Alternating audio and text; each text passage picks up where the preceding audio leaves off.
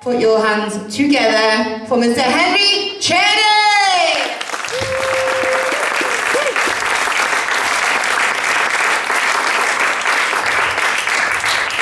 I think I've got the hardest act to do now, haven't I?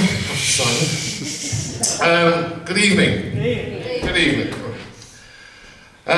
My name's Henry. I do quite a few gigs, and I do quite a lot of charity gigs.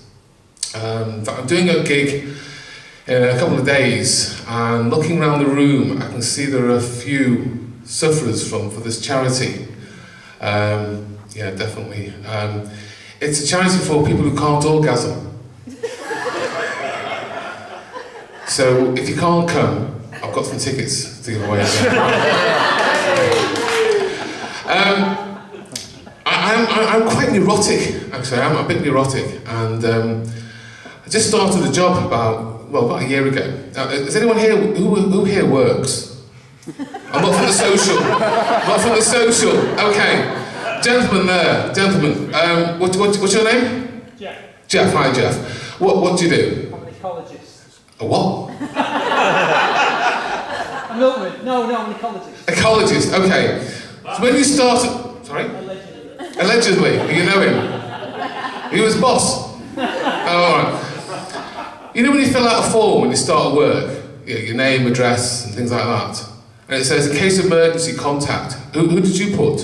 I usually put my wife. You put your wife, okay. The lady here, what's your name? Me. Yeah, not me. Yeah. Laura. Do you work? Yeah. Thank God for that. Right, okay. So on the form, when it says, in case of contact in emergency, what did you put? My husband. Your husband. Okay. See, I'm neurotic. On my form, it says, case of emergency, contact. I put nearest fucking hospital. I don't know what it is. Have you heard the expression, 50 is the new 40? Yeah? I know you haven't kicked, you're only 30, I know. But this expression, 50 is the new 40, it's bollocks. I'll tell you why. 3 weeks ago, I'm driving down the road and I get stopped by the police. And the police came up to me and he said, do you know what the speed limit of this road is? I said, why don't you? He says, do you know what the speed limit is? I said, yeah, it's 40. He said, what speed were you doing? 42, 43? He said, you were doing 50. I said, but 50 is the new 40. He says, are you some sort of comic? I said, oh, you see me then. I still got 3 points. I'm actually going next week to do my first trip to Edinburgh Fringe. And I'm bricking it now, I must admit. I decided to, I thought, I've got to get fit. So I went to the gym. And before you say it, no, it wasn't closed, all right? But I find it very confusing, the gym, because has anyone here goes to the gym? Do you know what? I have asked this in nearly every single gig, and no one has ever admitted going to a gym, except one woman 2 weeks ago. She's at the back of the room, and she goes, me. I said, oh, what do you like in the gym? She goes, oh, sorry, I thought you said gym. Now, I'll go to the gym, and you've got the cross trainer, you've got the weights, you've got the cycle, you've got all sorts of things, and I'm so confused, but I found one machine that will do everything for me. It'll do my legs when I'm bending down, it'll do my arms, it's actually going to bulk me up in the right place. One machine. It's the vending machine. It's brilliant. Now, as I say, I'm neurotic. It's hard to believe, but I've been married this month 29 years. Yeah, you think so, wouldn't you? She said to me, I think it's about time you got a penis enlarger. So I have. She's 26 and called Annie. No, listen, my wife, she's gorgeous. You know, I mean, I'm very lucky.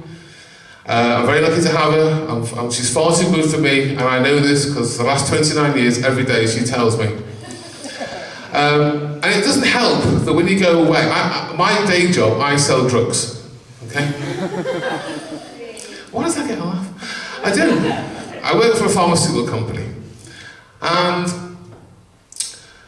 sometimes you go away and you meet people and they say to you, you know, oh, you're married? I say, yes. And they say, oh, what's your wife like? So nowadays it's easy, isn't it?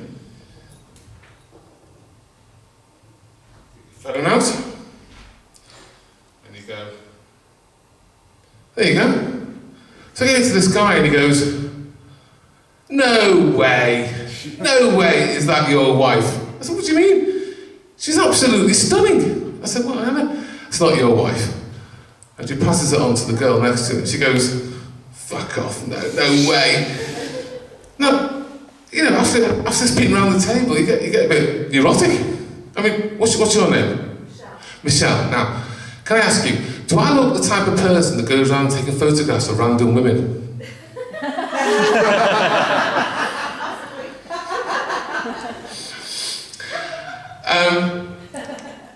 As I said, I sell drugs, and I'm not sure. How many here have you been to hospitals like the Royal Liverpool Hospital? Anyone here been to the Royal Liverpool Hospital? Another hospital, Whiston, I think you're nearest one's here, isn't it? Whiston? Yeah. Have you seen them outside? Picture of health with a drip, smoking a cigarette? Yeah. Well, I was walking to the hospital about 6 or 8 months ago, and there's a woman comes out with the drip. She's standing outside having a fag, and she's about, I don't know, 22, 24 stone or something. And she had the gown. She just had the gown on, which couldn't fasten all the way around. And she was barefoot. She had her hair up, typical Liverpool, hair up with rollers. She had a fake tan up to here, right? Red lips, eyelashes, and she's smoking a cigarette. Nothing unusual, do you think? She's barefoot. And as I'm walking in, she's smoking away, and then she picks up her drip and starts to walk. Now, outside the Royal, you've got the dual carriageway. And she walked barefoot over the road, straight into Greg's, with the fag in her mouth. I was just gobsmacked. Anyway, 2 or 3 minutes later, she comes out and she's got the drip, and she's hanging on to the bag of Greg's, weighing her down, fag in her mouth, and she walks obliviously across the road. And she's walking closer and closer to the entrance, and I thought, do I say something? Yeah. You can smell the pasties, you can smell the sausage rolls. So I went up to her and I went, Mother, for fuck's sake, it's your gastric band operation tomorrow. Now, as you can tell from a lot of the comedians you've seen today, and there'll be some fantastic comedians here today, they are all a lot younger than me. So I have had a few medical procedures. Right. Has anyone here had the prostate done? Have you had your prostate done, Kate? Checked. Have you had it checked? You should, yeah. It's very important. Roy's going to check it out. You're checking it, Roy. Any gentlemen here had the prostate done? Right, oh, you've got that to look forward to. Okay. One day, when you're at the doctor's, you're going to see this, and your eyes are going to wince. Now, I had to go, and I've got the gown on, I'm lying on the slab, and the doctor comes in, the consultant comes in, he goes, don't worry, Mr. Churney, it's not going to hurt a lot, don't worry. So he starts with now, I don't know whether you know, the prostate is the size of a little acorn, and it's basically the back of the groin. And there's only one way to get there, hence the glove, okay? So he starts the procedure, and I wince, and he says, don't worry about the erection. I said, I haven't got one. He said, I wasn't talking about you. Right, okay. She said, just relax, and I was sort of relaxed up until I noticed that both his hands were on my shoulders. And he finished the procedure and he starts walking off, and I turn around and I see the nurse come in. And she uttered those 5 words that will haunt me forever. She said, who the fuck was that?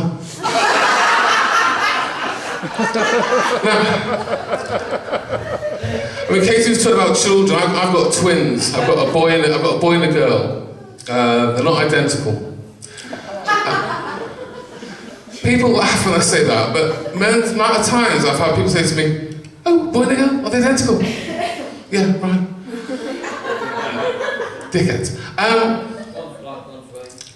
Oh, you met them?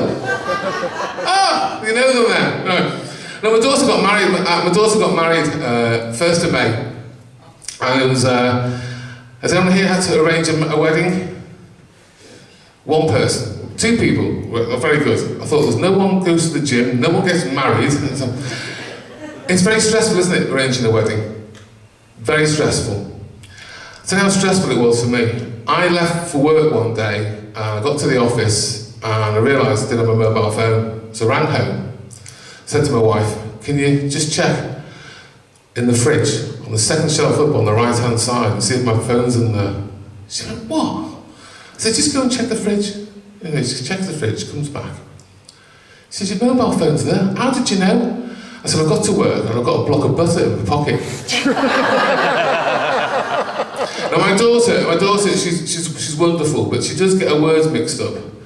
I'll give you a clue of a couple of things she said to me. On the train coming home from London a while ago, having a coffee, and she brings me, she said, Dad, what's your STD? So I apologised to the woman in front of me for spitting my coffee all over her. My second thought was, how the fuck did she find out? And I said, what do you mean, darling? She goes, you know, what time are you arriving? Have you heard the expression, I'm like a drowned rat? She came in and she said, look at me, Dad, all wet, I'm like a wet rabbit. Now the wedding dress worried me, because I was not allowed to see the wedding dress until the day. And that's because she said to me, Dad, when I'm at the top of the stairs and you're down at the bottom, I want to see that emotion, I want to see you crying. And I said, as long as some fucker tells me how much I paid for that dress, I will be crying, don't you worry. She said, well, before the wedding, she said to me, Dad, I'll just tell you a couple of things. She said, the dress, it's going to be ovary. I'm happy to report it was ivory, okay? Ladies and gentlemen, my name is Henry Churney. Thank you very much.